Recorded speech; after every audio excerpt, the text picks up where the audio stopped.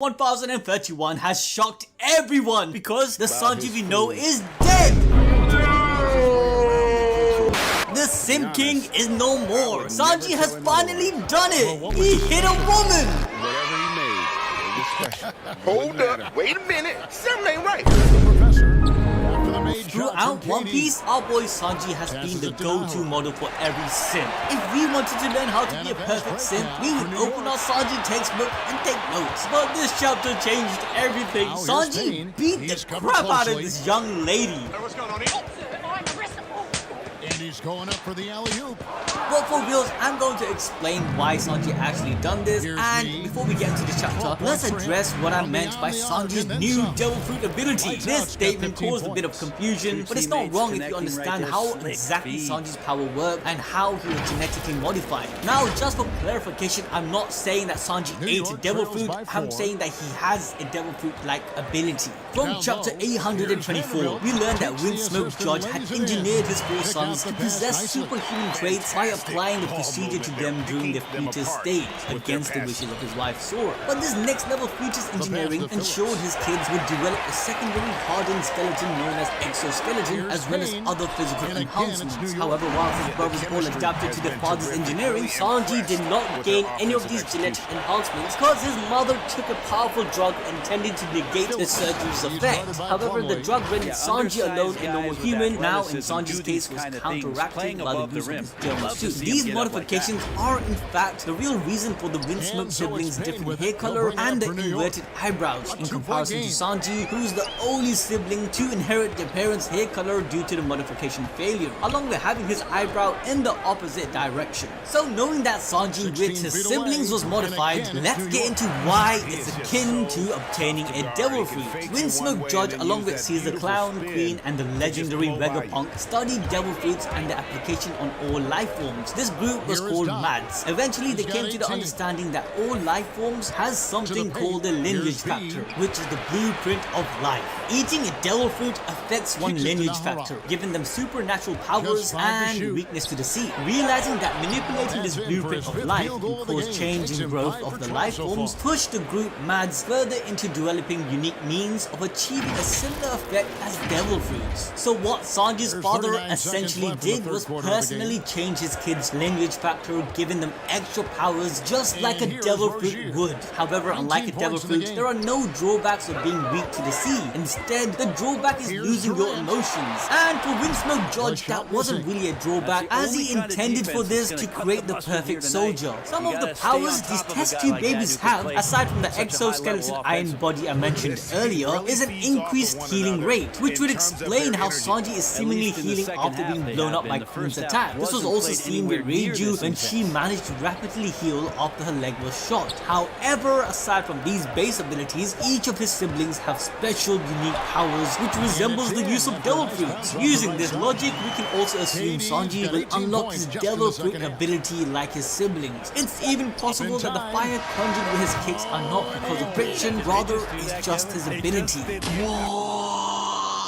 With that clarification out of the way, let's finally get into the chapter. We start off with the aftermath of Big Mom being crushed under all that metal due to the magnetism kid assigned to her using his awakened Devil Fruit. All the fodders think she has been killed, but we all know that whenever a side character says someone is defeated, they most definitely are not. And come on guys, we're talking about Big Mom here. As I said in our last video, Big Mom is definitely going to survive in this arc. These beast NPCs forgot that they are in the One Piece manga. I mean, you're not wrong, but you didn't have to say it. Anyways, whilst Big Mom is still buried under the rubble, Law asks his kid how long his awakening magnetic field assignment lasts. However, likely still scared from the betrayal of Apu, he's hesitant to reveal secrets about himself, so he tells Law to just back off and mind his own business. Just as they are still regaining their breath, Big Mom starts to fling the rubble on top of her and rises like a monster, asking the fodder, "Life or Oshiruko?" Yeah, that was a pretty pretty bad impression of Big Mom, but for those who don't know, Oshiroko is a dessert, a Japanese dessert. For Big Mom's soul focus ability to work, she has to demand life and something alternative to it, usually being whatever Big Mom desires at that moment. If the person shows fear for even a second, Big Mom will be able to take their lifespan in any amount that she chooses, even the entire remaining lifespan, killing them instantly. All the fodders around her, realizing that they don't have any Oshiroko, they became scared shitless, which ultimately gives Big Mom the power to yoink out their souls and turn the metal rubble around her into her homies. But she doesn't just stop there. Being so angry, she uses up 1 year of her lifespan to power herself up, evolving herself into an even bigger mom. Oh, brother, this guy stinks! As Big Mom gets up, she says that finally she has acknowledged Kid and Law's claim to her Emperor's throne. She will now show them the true might of an Emperor. After hearing this, Kid and Law both get fired up and claim that they have to go all out now. It's all or nothing. Now, a quick note I wanted to add is that even though Kid and Law have the same objective as bringing down Kaido and Big Mom, Law is not fighting to take anyone's position or for power. Rather, he's fighting to uncover the true history of the world. Because of this motive, his alliance with the Straw Hats is much deeper than someone like Kid's, whose alliance is temporary and altogether they're really just rivals. Regardless, it seems like we are in the end game here with Big Mom, where both parties have or will be showing the full force of their abilities, bringing us the perfect moment to go over a theory the community has dubbed Yo Mama is a Homie. You serious? No guys, I'm actually very serious here. Using our balls, the prediction hockey, and Reddit user OldMan77's analysis, I think we have figured out how Big Mom will be defeated in Wano. Basically, the theory suggests that Big Mom's soul has been corrupted or influenced by Mother Carmel. The homies created by the soul fruit can eat others, and the stronger one gains the strength of the weaker one, inheriting the powers. Similarly, when Big Mom ate Mother Carmel, their souls got melded together, with Big Mom gaining the ability of her devil fruit. Basically, souls in the One Piece world can be molded and messed around with, as we saw in Punk Hazard, where Law is able to swap people's souls, causing their personalities to also be swapped. And let's not forget that the persona of Olin exists within Big Mom, who we did witness surfacing after being thrown into the ocean and hitting her head. With her devil fruit ability weakening in the water, the grasp of Carmel's soul or personality could have weakened for Olin to resurface, and she seems to be the same innocent little girl around the time she ate Mother Carmel. That's the real Olin coming out, without the influence of Mother Carmel and her fruit. Basically, the soul bonding had become undone due to her hitting her head and the seawater weakening the fruit's abilities. There is way more to this theory, where Mother Carmel had two sides to her, with a front of kindness but a dark side of child trafficking.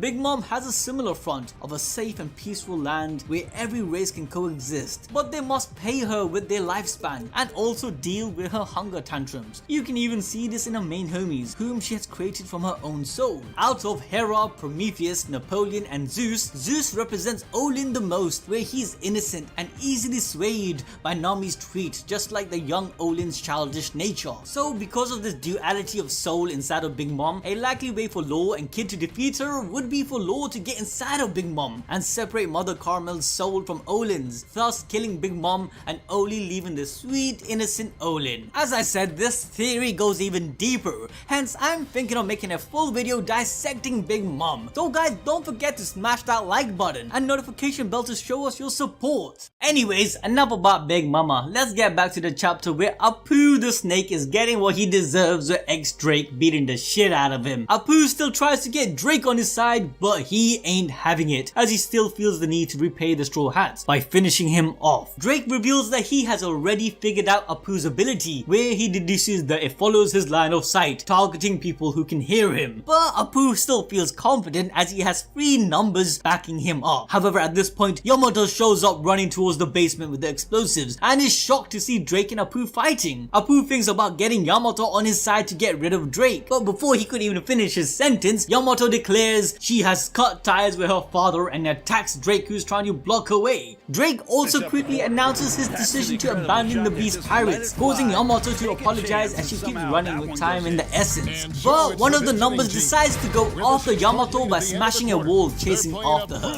Apu, who wants to get Yamato to his side, gets pissed off and follows the Number with X Drake right behind them. This is pretty interesting as it would mean that Yamato, the Numbers, Apu and Drake would reach the basement together, and since Apu wants to save his own skin, he will definitely help getting rid of the explosives, but the Numbers being mindless monsters could pose a threat trying to smash up the room, creating tension. Either that or the Numbers are actually a good ally who will fundamentally help. Let's not forget the reoccurring theme of giants always turning sides in favor for the Straw Hats. Cutting back to the chapter, we go to the second floor where we see the two CP0 agents that left the guest room from the last chapter, just walking through the minks like they're nothing, even throwing one in the air like a rag doll. They are clearly trying to follow through on Rob Lucci's order that he mentioned back in chapter 1028, which was to capture Nico Robin. The minks tell Robin and Brooke to run away, as Brooke grabs Robin and jumps down to the first floor away from the CP0 and the flames. Whilst he's jumping, Robin questions why they are even here on this island. She's taken back with just how even amongst the elite of CP0, the masked agents are in their own league, which Oda does illustrate by how easy they are able to mow down to everyone in their way. Before they can even get away, we see one of the CP0 members move so quickly that it's almost like instant transmission from Dragon Ball or something, you know. But we all know it's an advanced version of Soru or Shave, one of the Rokushiki techniques. Before we even find out where the CP0 member disappeared to, we head to the east side of the island to catch up with Sanji, who seemed to have returned to Black Maria's pleasure hall brothel. He's standing in the doorway with some of the other women pointing weapons at him, and there's a young girl who's bleeding out in the arms of another. The woman who's holding the girl screams at Sanji, asks him why did he do this? Why did Sanji attack this young girl? He's supposed to be helping them, not attacking them. And in the midst of all of this, Sanji tries to deny it. I did not hit her. It's not true. It's bullshit. I did not hit her. I did not. They are accusing Sanji because he was alone with the girl. With all fingers pointing at him, he is thrown out of the room before he can even defend against this accusation. Sanji then starts questioning himself because he would never hurt a lady. It goes against everything he believes in. As Sanji thinks back to what happened, his PTSD kicks in with a flashback to the time when his brothers injured and abused their maid, leaving her with a bruised eye. Thinking that his test tube baby powers are awakening, is he now like his brothers? This is actually some deep stuff. But before we go any further, guys, I'm sure you might have noticed something very interesting about Sanji during this chapter. Such a small detail that it's really easy to overlook. That's right, guys, Sanji's eyebrow has been reversed. Now the curly part is outwards instead of inwards, like his siblings. This also isn't Oda making a mistake forgetting that he flipped the sides of Sanji's eyebrows after the time skip either, because we see Sanji in the flashback here, his eyebrows is normal. It's very clear that this is a visual sign that Sanji is in the middle of some sort of transformation or has completed it. Not only is he bouncing bullets and swords off his skin like it's nothing, but now he's having lapses in memory where he's apparently breaking one of his core values that he never strayed away from. Before Sanji can even collect his thoughts, Queen breaks into the room, but Sanji doesn't even pay attention to him. He instead is thinking about how that tingling feeling he was getting before, but his body is now finally over, indicating that his transformation is completed, with now his eyebrows stuck like that of his siblings. Sanji then thinks back to what exactly happened with the beaten young girl, as we flash back to when he was running away from Queen. When he bumped into the girl, she said she doesn't work for Kaido, she's just a dancer they hired from the capital. However, we see an expressionless evil Sanji as she begs him not to hurt her. In the next moment, she's seen on the floor bleeding, looking up at Sanji with nothing but fear in her eyes. Now, even though we didn't see the action of abuse, it's very likely that Sanji snaps and attacks, though I wouldn't be surprised if this wasn't the case. I can't believe this Sanji hitting a woman just doesn't make sense. Well, back to the present, Queen fully transformed into his hybrid form. Sanji, however, is still ignoring him, thinking and questioning himself, asking what would be more useful to the Pirate King. Someone who can't raise his hands and feet against a woman, someone who's unreliable, or some emotionless monster who's able to destroy anyone without hesitation, only needing an order to do so, the soldier of science. Pulling out the Germa suit, Sanji makes his decision. Whilst he doesn't know what would be the most useful to the Pirate King, he knows what he has to do. As Queen finally celebrates as seeing the suit being pulled out, Sanji drops it to the floor, stomping and destroying it. Our boy's taking out all his frustration and says it's because he used the suit that the science inside of his body has awakened. He isn't going to become a soldier of science like his brothers. He says farewell to Germa and, of course, ladies' bathhouses. If you guys remember, one of Sanji's dreams was to possess the Suke no Mi, the Clear Devil Fruit, which allows the user to become invisible. And the one thing good about his Germa suit was that it gave him that ability. And, of course, the reasoning for Sanji wanting this ability was so that my man could really go to any woman's bathhouse and get a good showing, you know what I'm saying? They shoot again, and Durant sends it back. Sanji, as he destroys one of his dreams goodbye, lights up a cigarette and pulls out a Denden machine. Zoro, who is still in an intense battle with King, notices the cold. Whilst blocking the projectiles King is throwing at him, he answers the snail. Apparently, Sanji snuck it onto Zoro in case Zoro died and Sanji needed to find his body. Zoro shouts and says he doesn't want to be bothered right now. But Sanji responds saying it's gonna be quick, stating that after they beat the Beast Pirates, if Sanji isn't himself, as in he lost his mind and, you know, no emotion and stuff, he wants Zoro to kill him. With Zoro blocking King's beak, he then says to Sanji through the phone that he'll do it. In fact, he'll look forward to it, telling Sanji that he better not die before then. This interaction really highlighted the relationship Zoro and Sanji has. Obviously, Sanji is not in his right sense, and Zoro knows this. However, Zoro is trying to reassure Sanji that he got his back. The call between the two ends and we return to Queen, who's shocked to see that Sanji seemed to have disappeared, leaving nothing but a small amount of smoke behind. He questions if this is part of science. Did Sanji unlock his innate invisibility, or is our black-legged Sanji just moving and jumping very fast? Sanji, covered in flames, appears screaming that he's already burning and Queen better not stroke that flame. With that, the chapter ends on Sanji kicking Queen, sending him flying with Hell's memory. Now, it's quite sad that Sanji lost his Germa suit. We all wanted to see him use it more. However, we don't know what exactly happened to his body. It's possible that he did unlock everything that was done to him, meaning that he does have a hardened exoskeleton and he might have a unique ability which is similar to his siblings. I'm hoping that the fire he produces is actually due to the friction he causes and not that ability, and hopefully down the line we'll see him unlock this unique ability. Maybe even possibly be invisibility. Who knows? Let me know what you guys think in the comment section below. Don't forget to smash that like button, guys, as it lets us gauge on how much One Piece content to push out. Also subscribe if you haven't, ding that notification bell to stay updated. With that, we'll catch you till next time. Shown up to play. He's done his part, really just trying to battle his team back into it. O'Neal. Ball from long range. And Jones over to help. Phillips, the pass to ball. Gets to the corner and buries it. He shot a lower than average volume here tonight, but his efficiency doing it has helped the team build the lead. And so it's New York with it, trailing by 13. Inside, and Ball slams it in. Oh, and the lead gets bigger on a ridiculous offensive sequence. That dunk alone would have been spectacular. Never mind it coming at the end of an alley-oop. Right wing. Rozier up top. Lets it go from 11. Here's Young.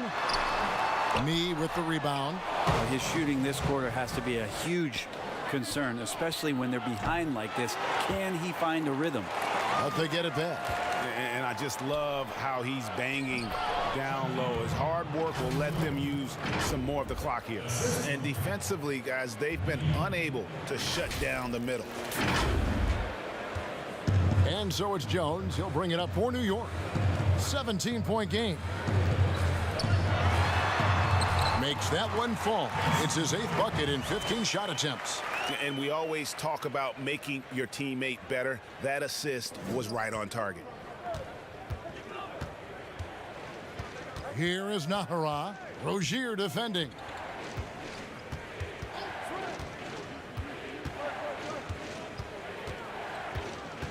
Here is Nahara. 5 to shoot. 20 feet out. Misses off the right iron. New York trails by 15.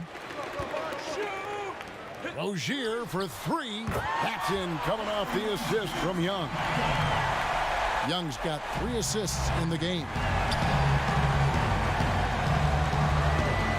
Here is Nahara, defended by Durant. Nahara's shot is good. Yeah, he's going to knock that down if you give it to him. Uncompetitive there defensively. Defense also looking defeated. The lack of hustle is driving the coaching staff a little bit batty right now. Jones trying to get open, and he gets the bucket. Rozier's got 11 points here in just the second half. I mean, he's just been brilliant today, guys, and it was the same exact story last time out. Young dishes to Jones. Floats it up for Young, and Young slams it home. And hard to decide which is better, the pass, the catch, or the slam. There's no wrong answer. Sensational alley-oop. From deep three-point range, ball kicks to Nahara.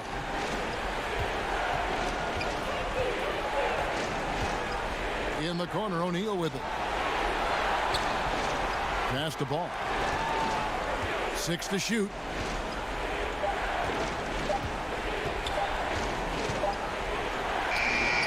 Nice spin off the left rim and in. Mid-range, plenty of room for that release. He's going to take those all day long. Jones, the pass to Young. Stolen by O'Neal. Here's Phillips. Finished off the break. Doc's got 23 points. Good job getting the ball and completing that play. The defense producing easy looks. It just helps you conserve some energy for late in the game. And down it goes, jamming that one home. Well, if you don't take care of the ball, fellas, that's what can happen. Absolutely, Greg. That makes the turnover even more painful. And the gamble paying off. New York calls timeout. And they're allowing too many points in the paint. Coach is going to let them hear about it. Yeah, coach knows that. They know that. In the timeout, they're going to hear about it, make the adjustment.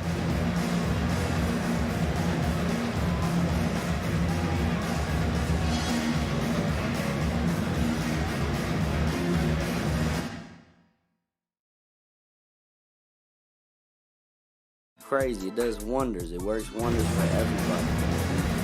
We got people that had the chance to travel the world from just, popping up locally and doing things, starting out how they started, So we're going to see where it goes, but we're going to keep this fucking dope music going. We're going to keep, I think we got time for a couple more callers. Let's go ahead and connect that. Next caller, you on the line. What's going on, man? What's your name? Where you from? Let the people know how you feeling.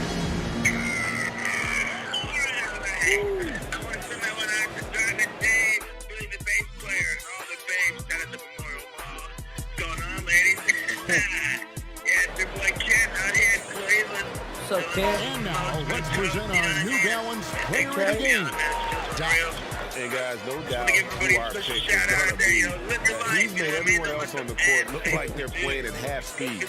It's been total domination, and you can't help but just sit back and admire that performance. Well, to come in here facing a hostile crowd and have a game like he's had, that's what separates the good players from the great players. New York trails by 16. Jones, the basket. Man, shout out to Ken from Ohio, Lonzo or wherever is the a point fuck guard, he but said he at was from. We're gonna keep that shit that rolling, wingspan. baby. Let's go. They get the rebound. Only you had a motive for murder.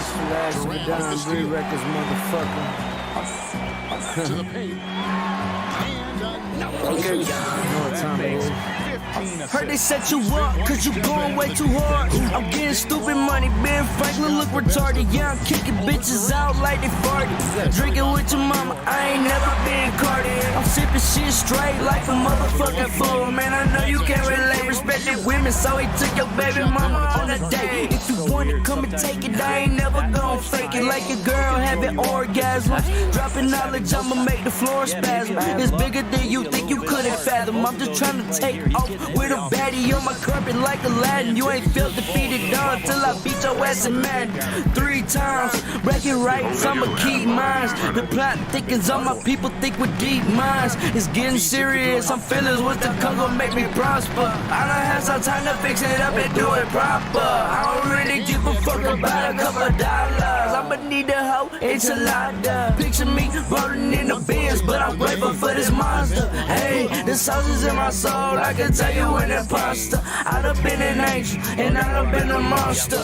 Damn, I'm breaking out the cycle once again. But I done got smarter, now I'm bringing up my friends. We get it, turn it up and turn it out. We get it, turn it up and turn it out. We get it, turn it up and turn it out. We get it, turn it up and turn it out. We get it, turn it up and turn it out.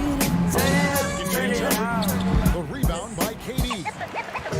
And it's Durant with the ball. He'll bring it up for New York. And we're back, Houston, Texas, broadcasting live. It's FM 33 Night Ride Radio. We're going to keep these hot joints rolling, but first we're going to take a couple callers and hear what the people are thinking, baby. We love our listeners.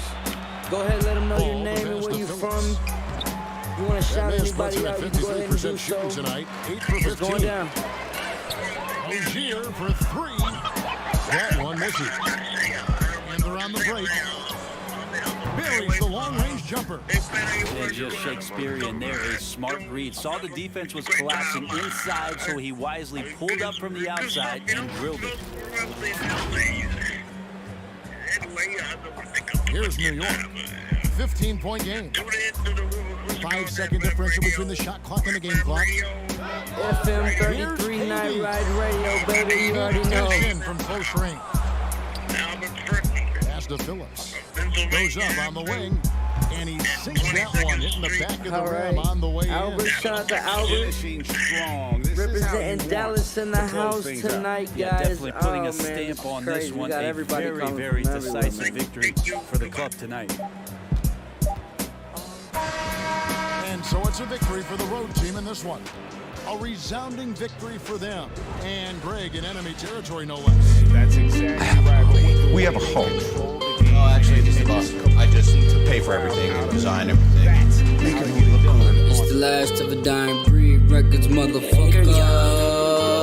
Homegrown, feel like Al Capone. Watch me take the throne. Wonder when it roam. Free roam mode activated. I beat every mission. Where we going? Bless the vision. Switch weight classes. Now I'm in the new division. You just used to superstition. I'm a human and about to start making new traditions. Find me on my 6th cup. Catch me at the right time when I don't give a shit. Fuck. Still coming down the boulevard. You got to keep up. Leaders of the free world. People, speak up. Turn your speakers up. Turn your hustle up. Turn your muscle up. If you from Houston, Texas, then I know that you a hustler. Hustler. Hustler. Run it up. Run it up. Run it up. Break them off. Break them off. Break them off. Hold it down. Hold it down. Hold it down. Run it up. Run it up. Run it up. Break them off. Break them off. Yeah, break them off. Hold it down. Hold it down. Hold it down. Honestly, I don't know how you get through when you know you living a lie. Promise me, you ain't gonna let it consume you. Drowning this deeper inside. Just let it be.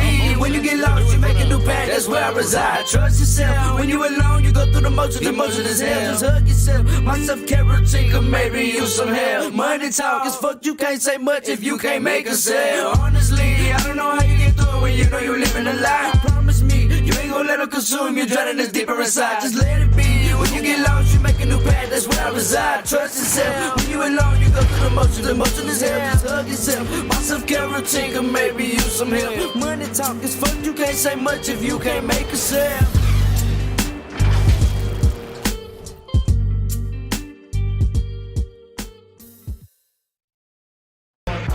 Now hear this. You already know we got the airwaves going crazy right now. This is an FM 33 Night Ride Radio exclusive.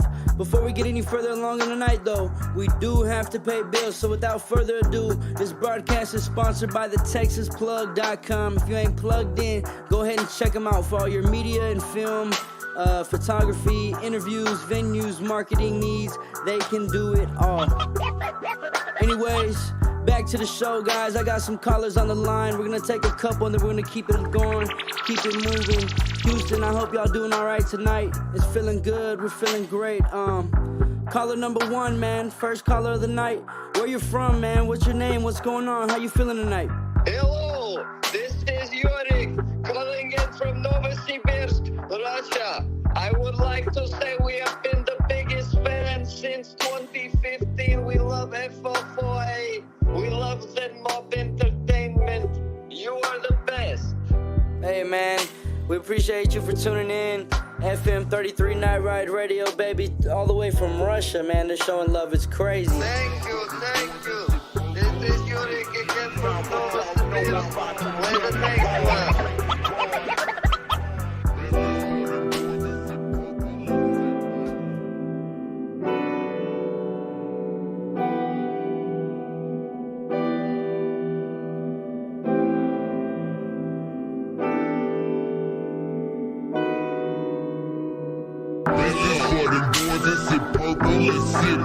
Now what y'all know about the killer This is for them boys that sip purple and sip yellow. Now what y'all know about the killer Dying Breed Records, motherfucker. Now what y'all know about the killer This is for them boys that sip purple and sip yellow. Now what y'all know about the killer For them boys that sip purple and sip yellow. Now what y'all know about the killer For them boys that sip purple and sip yellow. Now what y'all know about the Y'all know we can be a little cocky, but it's a reason that your chick tryna watch me. She took a beating first round like Rocky. Wasn't even tryna get lucky. I just took her out for some coffee. Sparking like it's legal, homegirl started coughing. When I die, please do me like Dracula and put some bad bitches in my cup. Chillin' by the creek, no dust. I'ma hit the beach, then make my way to Austin. So bowl special like a motherfucking boss. Today a perfect day to boss up, shot to Rick Ross. Just like football, I'm about to kick off the party. Baby girl, I got some money, we not drinking no Bacardi. Have a good time here, be the life of the party. Everybody feeling good, in my city getting paper, it's a hobby. Had to go and catch me a flight, might be pushing, might be hobby. Either way, finna turn up in the lobby. You can have every girl in the world, I just wanna Houston hot. I just wanna Houston hot. Yeah, thick thighs, evil eyes, knowing how to work a body. Just a boss ass bitch, she ain't working for nobody. Getting money is a habit and a hobby, thought I told ya. Lost my people like soldiers. Type shit got me up in the morning like Folgers. Feel the weight on my shoulder, yeah. Thick thighs, thick thighs, thick thighs, thick thighs, thick thighs. Evil eyes, knowing how to work a body. Just a boss ass bitch, she ain't working for nobody. Getting money is a habit and a hobby, thought I told ya. Lost my people like soldiers. Type shit got me up in the morning like Folgers. Feel the weight on my shoulders. Feel the weight on my shoulders.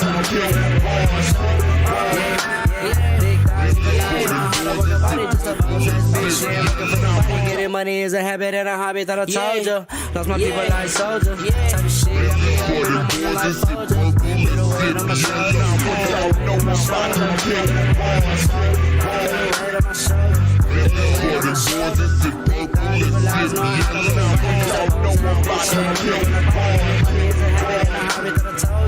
Lost my people like soldier. Type of shit got me up in the morning like Folger. Feel the weight on my shoulder. Feel the weight on my shoulder.